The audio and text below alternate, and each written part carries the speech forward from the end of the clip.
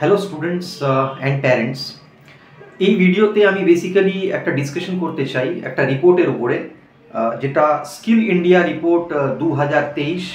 এই রিপোর্টটি তৈরি করেছে AICTE, all India council of technical education, association of Indian universities AIU, Times of India নেটওয়ার্কের মতন অর্গানাইজেশন।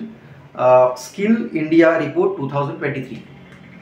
না, এই রিপোর্টটার কিছু ইম্পর্ট্যান্ট আর ইন্টারেস্টিং জিনিস আমি শেয়ার করতে চাই, বাট তার আগে আমি বলতে চাই যে এই ভিডিওটার পারপাসটা কি। এই ভিডিওটার পারপাস হচ্ছে, এটা খুবই আনফর্চুনেট যে আমাদের ওয়েস্ট বেঙ্গলে সায়েন্সের স্টুডেন্ট কিন্তু খুবই কমে যাচ্ছে ইয়ার টু ইয়ার।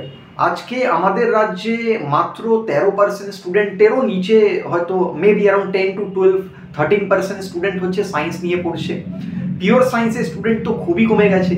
মানে আমাদের ওয়েস্ট বেঙ্গলে যারা 10th-এর পরে 11th-এ অ্যাডমিশন নিচ্ছে, সেখানে আমরা দেখছি সায়েন্সের স্টুডেন্ট খুবই কমে গেছে। এটার রিজন অফকোর্স এটা আমি মনে করি এটা এডুকেশন সিস্টেমের ফেলিয়ার। এটা আমাদের স্কুল এডুকেশন সিস্টেমের ফেলিয়ার, সেটা গভর্নমেন্ট স্কুল হোক কিংবা প্রাইভেট স্কুল হোক, তারা সায়েন্স নেওয়ার জন্য স্টুডেন্টকে মোটিভেট করতে পারছে না। এটা একটা খুব ইম্পর্টেন্ট।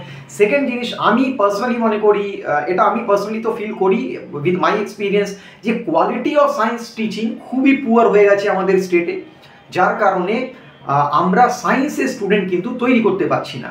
আর এটা খুবই একটা ডেঞ্জারাস সিচুয়েশন, বিকজ সায়েন্স কিন্তু এমপ্লয়েবিলিটি তৈরি করে।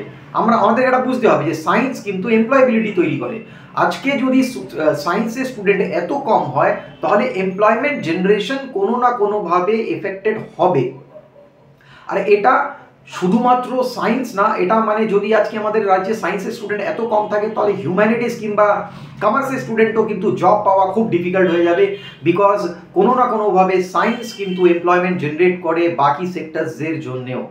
তো এই জন্যে এই যে রিপোর্টটা আছে, ইন্ডিয়া স্কিলস রিপোর্ট 2023, এটার কিছু ইন্টারেস্টিং জিনিস আমি বলতে চাই। ফার্স্ট আমাদেরকে বুঝতে হবে যে সায়েন্স নেওয়াটা কতটা ইম্পর্টেন্ট। আমাদের সমাজে যদি এই ব্যালেন্সটা হারিয়ে যায়, সায়েন্স, হিউম্যানিটিস আর কমার্স, তাহলে খুব ডিফিকাল্ট হয়ে যায় এমপ্লয়েবিলিটিতে। আমাদের রাজ্যে কিন্তু ভারতে সব থেকে কম সায়েন্সের স্টুডেন্ট, সব থেকে বেশি সায়েন্সের স্টুডেন্ট পড়ছে তেলেঙ্গানাতে 75% স্টুডেন্ট। এটা আমি আগেও একটা ভিডিওতে এই ব্যাপারে ডিসকাশন করেছিলাম। 75% স্টুডেন্ট তেলেঙ্গানাতে আছে যারা সায়েন্স নিয়ে পড়ছে। ইভেন উত্তরপ্রদেশে 67% স্টুডেন্ট। এদিকে আমাদের আন্ধ্রপ্রদেশেও number of student taking science, এটাও প্রায় 70%-এর কাছে। তো সারা ভারতের মধ্যে আমাদের রাজ্য কিন্তু সব থেকে পিছিয়ে সায়েন্সের স্টুডেন্টে। এটা খুবই ডেঞ্জারাস সিচুয়েশন, বিকজ এরপরে কিন্তু সায়েন্সের স্টুডেন্ট কমা মানে শুধু ইঞ্জিনিয়ার ডাক্তার কমা না, তার মানে হবে যে এমপ্লয়মেন্ট অপরচুনিটিসগুলো ক্রিয়েট করা যাবে না। বিকজ যে কোনো অর্গানাইজেশন গ্রো করতে গেলে সায়েন্সের স্কিলস কিন্তু খুব প্রয়োজন হয়।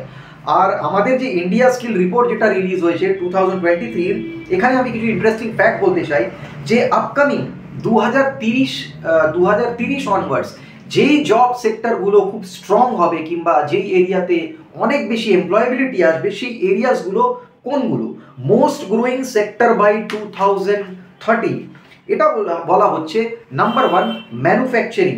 কেন কি ইন্ডিয়া এখন একটা, আমরা জানি মেক ইন ইন্ডিয়া একটা প্রজেক্টের উপর দিয়ে আমরা যাচ্ছি। মানে মেক ইন ইন্ডিয়া খুব ব্যাপারটা ইন্ডিয়াতে এখন স্টার্ট হয়েছে, যে সব কিছু ইন্ডিয়াতে প্রোডাকশন হোক। চেষ্টা করা হবে যে টেকনোলজি যাতে ইন্ডিয়াতে তৈরি করা হোক, ম্যানুফ্যাকচারিং এরিয়া কিংবা প্রোডাকশন এরিয়াটাকে ডেভেলপ করা হোক, যার কারণে ম্যানুফ্যাকচারিং সেক্টরটা খুব গ্রো করবে বাই 2030। ম্যানুফ্যাকচারিং এরিয়া গ্রো করা মানে কিন্তু যারা কোর ইঞ্জিনিয়ার্স আছে, লাইক মেকানিক্যাল হতে পারে, ইলেকট্রিক্যাল হতে পারে, প্রোডাকশন ইঞ্জিনিয়ারিং হতে পারে, কেমিক্যাল ইঞ্জিনিয়ারিং হতে পারে, এই এরিয়াগুলোতে কিন্তু প্রচুর জব প্রসপেক্টস তৈরি হবে। এছাড়া কনস্ট্রাকশন খুব গ্রো করবে, ডেফিনেটলি কনস্ট্রাকশন গ্রো করা মানেও একটা ইঞ্জিনিয়ারিং সেক্টর গ্রো করা। IT and electronics, health care sector, renewable energy sector, connectivity and mobility, agriculture. তো এই যে আমি এখানে 7টা মেইন এরিয়াস বলছি, যেটা that will grow by 2030, most growing sector বলা হচ্ছে ইন্ডিয়া স্কিল রিপোর্টে, যে এই সেক্টরসগুলো গ্রো করবে। তা এর জন্য আমাদের কি প্রয়োজন আছে? আমাদের প্রয়োজন আছে কিন্তু সায়েন্স বেসড স্টুডেন্টসরা। আমাদের রাজ্যে যত বেশি স্টুডেন্ট সায়েন্স পড়বে, অ্যাটলিস্ট এরকম অবস্থা যেন না হয় যে 12%, 10% স্টুডেন্ট সায়েন্স নিয়ে পড়ছে, তার থেকেও লো হয়তো ফিগার হতে পারে আমাদের রাজ্যে। তো সেখানে আমি মনে করি যে অ্যাটলিস্ট আজকে সায়েন্সের যুগ, সায়েন্স অ্যান্ড টেকনোলজির যুগ, সেই যুগে যদি একটা স্টুডেন্ট সায়েন্স না নিয়ে পড়ে, তো এমপ্লয়াবিলিটিতে ডেফিনেটলি প্রবলেম হবে। আমি মনে করি যে অ্যাটলিস্ট আমাদের রাজ্যে টার্গেট রাখা উচিত যে অ্যাটলিস্ট 40-45% স্টুডেন্টস যেন সায়েন্স অপ্ট করে। আদারওয়াইজ এই যে গ্রোয়িং সেক্টর আছে বাই 2030 যেখানে মোস্ট এমপ্লয়মেন্ট অপরচুনিটিসগুলো তৈরি হবে, সেখানে আমাদের রাজ্যে যদি সেই সায়েন্সের স্টুডেন্টই না থাকে, তাহলে manufacturing sector, construction, IT, electronics, health care, renewable energy, connectivity and mobility, মানে এটা ট্রান্সপোর্টের সাথে কানেক্টেড, এখানে এমপ্লয়মেন্টসগুলো জেনারেট হবে। তা আমাদের রাজ্যে যদি স্টুডেন্টই না থাকে সায়েন্সের, তাহলে এমপ্লয়মেন্ট কোথা থেকে জেনারেট হবে? তো আমি মনে করি এটা খুব গুরুত্বপূর্ণ বিষয়। এটা গভর্নমেন্ট, স্টেট গভর্নমেন্টেরও দেখা উচিত যে ম্যাক্সিমাম স্টুডেন্ট যেন সায়েন্সের জন্য তারা মোটিভেট করতে পারে। কোনো প্রজেক্ট কিংবা প্ল্যান লঞ্চ করা উচিত যার থ্রু দিয়ে সায়েন্সের জন্য মোটিভেট করা হবে বাচ্চাদেরকে। এছাড়া এই রিপোর্টে বলা হচ্ছে যে ডোমেন ওয়াইজ এমপ্লয়াবিলিটি কি আছে। ডোমেন ওয়াইজ মানে ধরে নিন এক একটা স্ট্রিম ওয়াইজ। ফর এক্সাম্পল এখানে বলা হচ্ছে যে বিটেক 57% এমপ্লয়াবিলিটি মানে ইঞ্জিনিয়ারিং করার পরে সে কতটা এমপ্লয়েবল, মানে তার মধ্যে কতটা টেকনিক্যাল স্কিলস আছে কিংবা সফট স্কিলস আছে কিংবা সব রকমের ওভারঅল একটা প্যাকেজ, যে সে কতটা এমপ্লয়েবল একটা ইন্ডাস্ট্রিতে। তো সেই ক্ষেত্রে বলা হচ্ছে বিটেক 57% স্টুডেন্টসরা এমপ্লয়েবল হয়। আর্টসে এটা 49%, BSc 37.6%, masters in computer application 30.5%, এরকমই এমবিএতে অ্যারাউন্ড 60% আছে এমপ্লয়াবিলিটি। তো এটা দিয়ে আমরা যা বুঝতে পারি সেটা হচ্ছে যে কোন ডোমেন ওয়াইজ কোন ক্যান্ডিডেটরা বেশি এমপ্লয়েবল হচ্ছে। এছাড়া ইঞ্জিনিয়ারিং এমপ্লয়াবিলিটিতে আমি যদি যাই, সেখানে বলা হচ্ছে আইটি সেক্টরে 65%, computer science 62.6%, electronics and communication 60%-এর ওপরে, ইলেকট্রিক্যাল ইঞ্জিনিয়ারিং 58%, মেকানিক্যাল 43.57%। এটা হচ্ছে ইঞ্জিনিয়ারিং এমপ্লয়াবিলিটি, মানে এই সেক্টর থেকে, এই ইঞ্জিনিয়ারিং ব্রাঞ্চেস থেকে কত পার্সেন্ট স্টুডেন্টস আর এমপ্লয়েবল।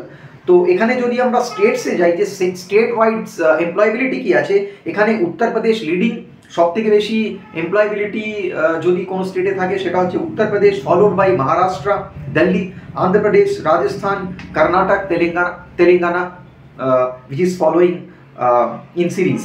তাহলে এই স্টেটসের মধ্যে সব থেকে বেশি এমপ্লয়াবিলিটি আছে। এই রিপোর্টটা খুবই ইন্টারেস্টিং। আমি চেষ্টা করছি এই রিপোর্টটা এই ভিডিওর সাথে অ্যাটাচ করে দিতে, যাতে যারা ইন্টারেস্টেড আছে ক্লিয়ারলি এই ভিডিও কিংবা এই রিপোর্টটাকে দেখতে পারে। তো আমাদের যেটা প্রয়োজন আছে যে সায়েন্সের জন্য স্টুডেন্টকে মোটিভেট করা, বিকজ নিউ জেনারেশনে সায়েন্সে কিন্তু এমপ্লয়মেন্ট দেবে। আর যেই রাজ্যে 82% students, more than 82% students humanities নিয়ে পড়ছে, আর 13% স্টুডেন্টও হয়তো আমাদের রাজ্যে নেই যারা সায়েন্স নিয়ে পড়ছে। আরেকটা জিনিস এখানে বলা আছে যে এটার কারণটা কি, কেন স্টুডেন্টরা সায়েন্স নিয়ে পড়ছে না আমাদের স্টেটে। এটার একটা বড় কারণ আমি মনে করি যে ল্যাক অফ মোটিভেশন, সায়েন্সের প্রতি ইন্টারেস্ট তৈরি করা যা করতে অসুবিধা হচ্ছে, কিংবা ইট is A failure of school and education system to develop inclination toward science. সায়েন্সের তরফ যে ইনক্লিনেশনটা আছে কিংবা যে অ্যাট্রাকশনটা আছে সেটা তৈরি করতে পারছে না, স্কুল পারছে না, গভর্নমেন্ট স্কুলও পারছে না, প্রাইভেট স্কুলও পারছে না। তো এটা স্কুলের অবভিয়াসলি ফেলিয়ার। তো এডুকেশন সেক্টরে ফেলিয়ার যদি আমরা সায়েন্সের জন্য স্টুডেন্টদেরকে মোটিভেট না করতে পারি কিংবা ইন্টারেস্ট না করতে পারি, এটা খুবই প্রয়োজন আছে। সেকেন্ড থিং, আমি মনে করি যে একটা ভুল ধারণা আছে যে সায়েন্স শুধু ব্রিলিয়েন্ট স্টুডেন্টসরা পড়ে। ব্রিলিয়েন্ট মানে যারা 90%, 95%, সো কল্ড 95%, 96% মার্কস পাচ্ছে, তারা ভালো স্টুডেন্ট হয়। ম্যাথামেটিক্সে তুমি ভালো না হলে সায়েন্স নিতে পারবে না।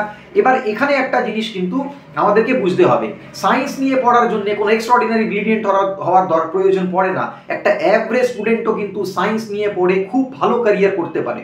হ্যাঁ, মেবি আইআইটিতে পৌঁছাতে গেলে একটা আউট অফ একটা বেশ অন্য লেভেলের স্কিলসের দরকার পড়ে, কিংবা আমি যেই মেন্স অ্যাডভান্স লেভেলের এক্সামসগুলোকে ক্লিয়ার করতে গেলে সেই স্কিলসগুলোকে ডেভেলপ করতে হয় অবভিয়াসলি। বাট আদারওয়াইজ আমি মনে করি যে একটা অ্যাভারেজ স্টুডেন্টও কিন্তু সায়েন্স নিয়ে পড়ে খুব ভালো এমপ্লয়মেন্ট গেইন করতে পারে।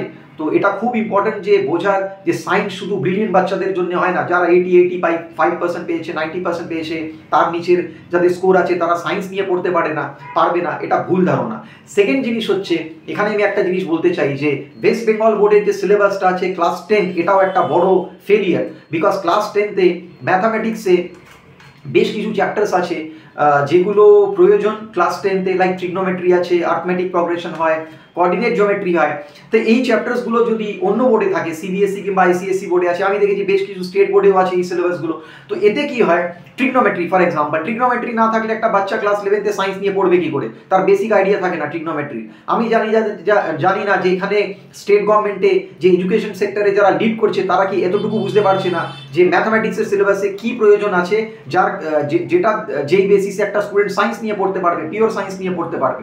তো এগুলো খুব, আই থিঙ্ক এটা গভর্নমেন্টের failure. Government totally they do not look into education sector seriously, যে আমাদের এখানে সায়েন্সের স্টুডেন্ট তৈরি করতে হবে, এমপ্লয়াবিলিটি তৈরি করতে হবে, ইন্ডাস্ট্রি কি করে গ্রো করবে। তো it is A overall failure of entire system. সেটা গভর্নমেন্ট শুধু এর জন্য দায়ী হয় না, গভর্নমেন্ট একটা ডেফিনেটলি তার রেসপন্সিবিলিটি আছে কিছু, সেগুলো যদি না করে একটা ফেলিয়ার হবে। তো আজকে আমরা যেই জায়গাতে দাঁড়িয়ে আছি খুবই খারাপ জায়গা, যে সায়েন্সের স্টুডেন্ট ওয়েস্ট বেঙ্গলে একদম মিনিমাম। যেই রাজ্য একসময় এত সায়েন্সের স্টুডেন্ট প্রডিউস করতো কিংবা এত সায়েন্টিস্ট প্রডিউস করেছে, সেই রাজ্যে নাকি আজকাল আমরা 10% 12% স্টুডেন্টস সায়েন্স নিয়ে পড়ছে মাত্র। তো it is a very serious matter. আর আমি বলবো যে যারা স্টুডেন্টস আছে তোমরা সায়েন্সের দিকে ইনক্লাইন হও, সায়েন্স নিয়ে পড়ো, বিকজ সায়েন্সই তোমাদেরকে কিন্তু এমপ্লয়মেন্ট জেনারেট করতে হেল্প করবে। বিকজ কামিং বাই 2030 আমি যে এরিয়াসগুলো ডিসকাস করলাম, এই এরিয়াসের উপরে কিন্তু প্রচুর এমপ্লয়মেন্ট অপরচুনিটিস উঠে আসবে।